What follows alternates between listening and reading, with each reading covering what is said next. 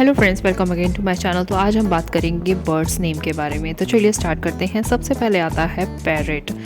Parrot हरे रंग का होता है बच्चों, और इसकी आवाज़ बहुत ही सुरीली होती है। ये इंसान को कॉपी कर सकता है, जैसे इंसान बोलते हैं वैसे ही। उसके बाद आता है हमारा पीकॉक, जिसको हम मोर भी बोलते हैं। मोर के बहुत ही सुंदर से पंख होते हैं, और बरसात के मौसम में मोर बहुत अच्छे से अपने पंख फैला के नाचता है।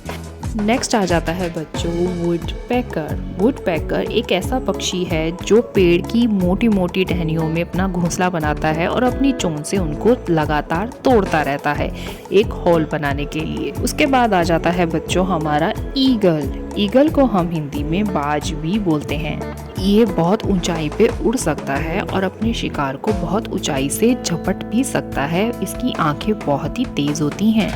उसके बाद बच्चों बात आती है आउल की। आउल को हम हिंदी में उल्लू भी बोलते हैं। ये रात को देखने वाला एक पक्षी होता है। इसको रात में बहुत ही तेज दिखाई देता है। उल्लू का फेस पूरा गोल होता है। उसके बाद बच्चों आ जाता है हमारा फ्लेमिंगो।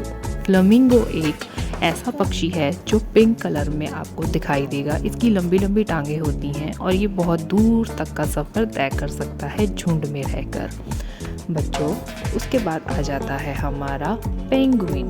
पेंगुइन को हिंदी में भी पेंगुइन ही बोलते हैं, और ये बर्फीली जगह पे रहता है। जहाँ बर्फ़ होती है ये वहीं पाए जाते हैं। उसके बाद बच्चों आ जाती है हमारी टुकेन पक्षी। टुकेन हिंदी में भी टुकेन बोला जाता है। इस पक्षी की चोंच बहुत ही लंबी होती है और इसकी आवाज़ बहुत दूर तक सुनाई देती है। इतनी सुरीली आवाज़ होती है। उसके बाद बच्चों आ जाता है हमारा स्वैन, जिसको हम हिंदी में हंस भी बोलते हैं। हंस सफ़ेद रंग का होता है। ये पक्षी भी होता है और पानी में खूब अच्छे से तैर भी सकता है। उसके बाद बच्चों आ जाता है किंगफिशर। किंगफिशर को किलकिल्ला भी बोला जाता है। इसकी भी चोंच लंबी होती है। ये अपने शिकार को पानी के नीचे से भी दबोच लेता है। उससे पहले चैनल पे न्यू हो तो सब्सक्राइब कर दो। हमारी ऑस्ट्रिच।